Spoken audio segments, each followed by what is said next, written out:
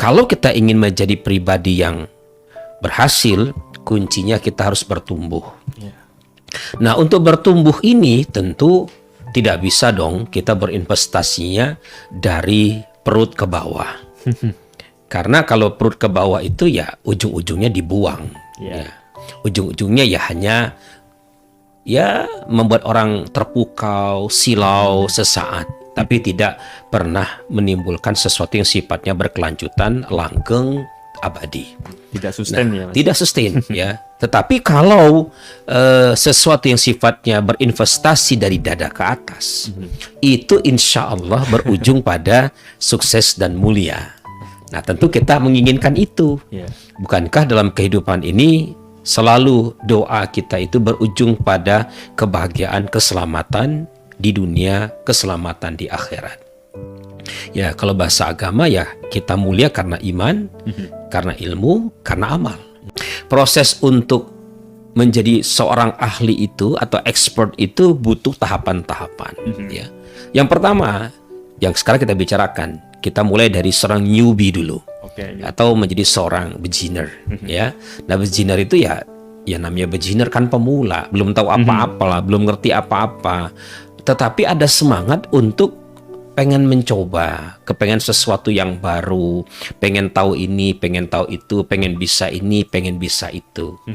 Nah, itu yang kemudian disebut sebagai beginner. Nah, kalau kita kemudian melihat sosok beginner, ya pasti di situ ada banyak kesalahan. Ya layaknya anak kecil, ketika dia belajar apapun, dia belajar berbicara, belajar berjalan, belajar berlari, pasti akan banyak kesalahan-kesalahan dan resiko lain-lainnya, misalnya luka dan seterusnya. Nah, tapi seiring waktu kan begitu. Setelah kita memasuki fase beginner, kita akan naik tuh ke level kedua, namanya advance. Nah, advance beginner ya, atau advance saja boleh. Jadi advance itu kita sudah mulai memiliki sedikit pengalaman, sedikit kemampuan, ya pondasi-pondasi modal-modal dasar kita ngerti lah, teorinya begini, yang harus ada tuh begini-begini, prosedurnya seperti ini, caranya begini, itu sudah paham lah.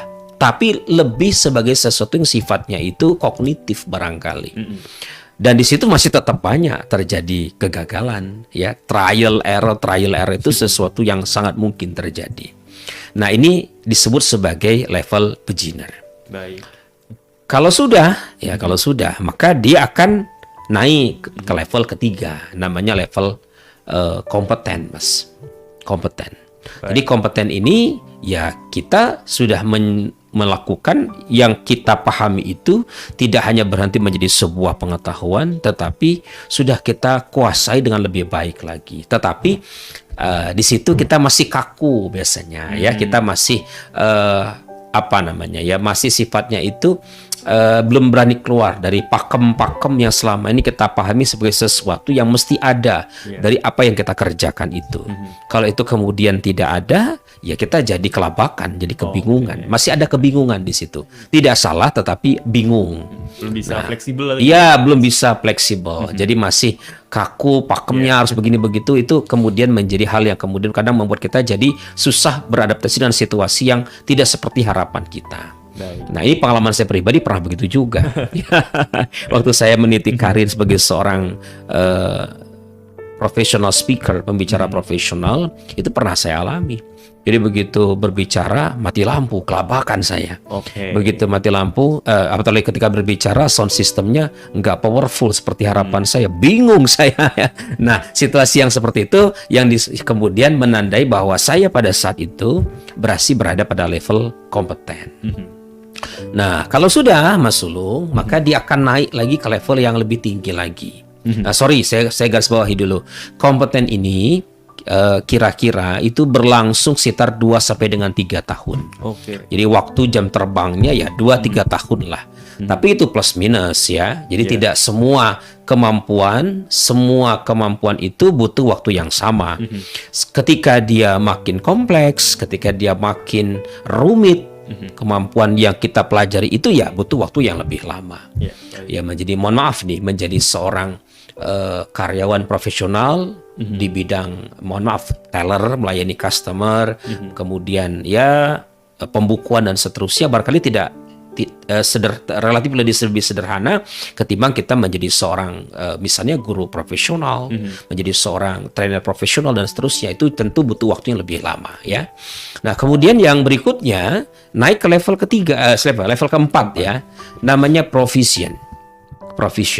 Jadi proficient itu ditandai kita ini sudah mulai menemukan spontanitas kita ya. Jadi kita ini tanpa keadaan yang lengkap, tanpa keadaan yang sempurna sekalipun, kita bisa melakukan sesuatu dalam keterbatasan itu ya. Cuma memang kita kadang-kadang masih menyayangkan kalau ada hal-hal yang memang berjalan kurang sempurna. Contoh misalnya begini, kemarin saya diminta oleh salah satu lembaga, sebuah institusi pemerintahan tepatnya, memberikan sebuah motivasi kurang lebih ya 1-2 jam lah ya di sebuah tempat di hotel di Jogja. Sudah saya sampaikan bahwa perlu ini nih supaya message yang saya sampaikan itu bisa diterima dengan baik oleh peserta. Nah, tapi ternyata acara itu didesain di sebuah acara di swimming pool. Malam hari, pencahayaannya terbatas dan penata tidak berkumpul di sebuah tempat, tapi berpencar melingkari swimming pool. Wah, saya ketika melihat sebuah situasi itu saya mengukur diri saya. Kalau saya tetap memaksakan berbicara di tempat itu, saya bunuh diri.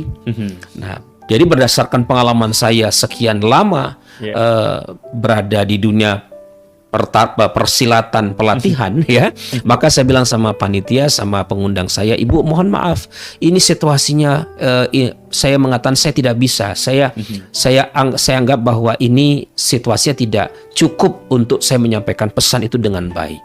Kalau sekadar ngomong oke, tetapi kalau dia kemudian merasuk menjadi sebuah mindset, sebuah pemahaman baru, sebuah pengertian baru, bahkan kesadaran baru, maka dengan setting yang seperti itu saya tidak berani menjanjikannya. Lalu saya mundur, Mas. Walaupun diberikan kompensasi yang lumayan jutaan, tapi saya mundur karena bagi saya ini sesuatu yang tidak memenuhi persyaratan dalam benak saya, dalam pikiran saya.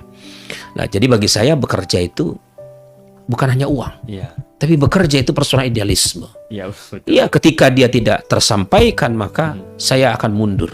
Karena nilai-nilai ada kepuasan batin yang tidak akan didapatkan kalau kita hanya bicara tentang duit saja ya. Nah, lalu pada akhirnya Mas Sulung, kita akan sampai ke fase yang paling tinggi, namanya fase expert atau master ya. Nah, ciri terpenting dari master itu adalah dia menggunakan daya intuisinya. Ya, jadi benar-benar sudah jadi dia ngerti lah kalau ini saya akan gini, kalau gini saya akan gini, gitu ya. Jadi dia sudah sampai pada titik seorang maestro. Bahkan ciri kedua yang melekat pada diri seorang maestro itu dia menjadi sumber informasi, sumber pengalaman, sumber pengetahuan. Intinya kita itu sepanjang hayat umur masih tersedia, maka belajarlah sesuatu yang baru. Itu penting. Nah, persoalannya kita kadang-kadang ketika sudah berada pada level maestro atau expert itu berhenti belajar. Kenapa? Karena kita tidak mencangkokkan mindset newbie atau mindset beginner itu pada diri kita. Baik. Nah, itu harus kita bangun, Mas. Nah, apa caranya? Caranya adalah kembalilah menjadi seorang anak-anak. Kata kuncinya itu, jadilah seorang anak-anak kembali. Nah, kita lihat anak-anak itu apa cirinya? Satu, punya rasa ingin tahu yang besar. Baik. Itu penting ya. Selalu openness to experience, selalu terbuka dengan pengalaman baru, pengetahuan baru, wawasan baru. Itu penting ya. Maka saya selalu membeli buku baru, saya selalu ngikutin channel-channel yang berkualitas, yang mereka tidak hanya menjadi tontonan, tapi yang saya cari tuntunan. Ya, kalau orang itu ingin menjadi seorang beginner, orang yang ahli, harus cari tuntunan, jangan cari tontonan. Sudah terlalu banyak tontonan, dan yang tontonan itu selalu hilang begitu saja, lenyap begitu saja kan. Tapi tuntunan itu selalu abadi. Nah itu. Jadi anak kecil itu, anak-anak itu punya rasa ingin tahu yang besar. Maka jangan heran kalau anak kecil itu nanya halnya yang macam-macam, yang kadang-kadang kita anggap ini nggak perlu dipertanyakan, tapi dipertanyakan. Misalnya contoh anak saya itu suka nanya sama saya, Buya, Allah itu di mana sih tinggalnya? Allah itu laki-laki atau perempuan sih? Pertanyaan-pertanyaan seperti itu selalu mereka munculkan, dan bagi saya itu lumrah. Dan sedapat mungkin saya jawab dengan kemampuan yang saya miliki. Nah, itu yang pertama. Yang kedua, Mas Tulung, yang kita lihat dari seorang anak itu yang harus kita adopsi, kita cangkokkan, selain rasa ingin tahu, yang kedua berani mencoba. Berani mencoba, ya kan? Karena Dia tidak pernah berhenti yang namanya ketika dia gagal, dia salah, dia menghadapi resiko yang bahkan fatal sekalipun, dia akan terus mencoba. namanya aja beginner ya Mas. Iya, namanya beginner selalu mencoba hal yang baru, kan begitu toh? Iya. Dan ada resiko gagal. Kita lihat anak kita itu ketika dia belajar berjalan, dia jatuh berdiri, dia pegangan di dinding, tembok, jatuh, bibirnya berdarah, benjol dan seterusnya. Tapi enggak pernah tuh sampai hari ini saya mendengar ada berita ada anak kecil mengajukan surat kepada orang tuanya pakai bermaterai lagi, saya tidak akan pernah mencoba belajar berjalan mulai hari ini. Enggak ada. Ya kan? Yeah. Nah, berani mencoba. Makanya selalu saya katakan lebih baik kita mencoba lalu gagal ketimbang kita gagal mencoba. Baik. Nah, itu dalam itu ya. Dalam itu, Mas. ya, harus dipikirin dalam.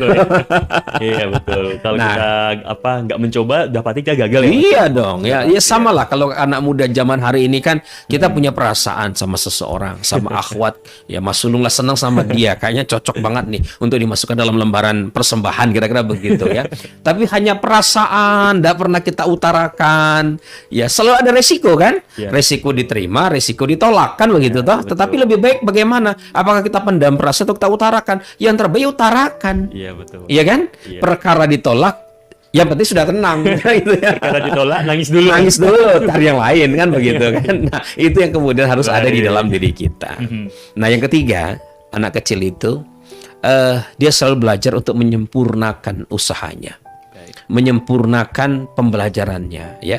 Jadi dia tidak kemudian mencoba gagal begitu saja, tapi dia akan selalu punya kemampuan menangkap insight. Kira-kira apa sih yang perlu saya perbaiki? Apa sih yang perlu saya sempurnakan? Sehingga makin hari, makin kesini saya makin baik lagi kemampuannya. Bukan makin kesini makin kesana. Iya, ya, salah itu ya.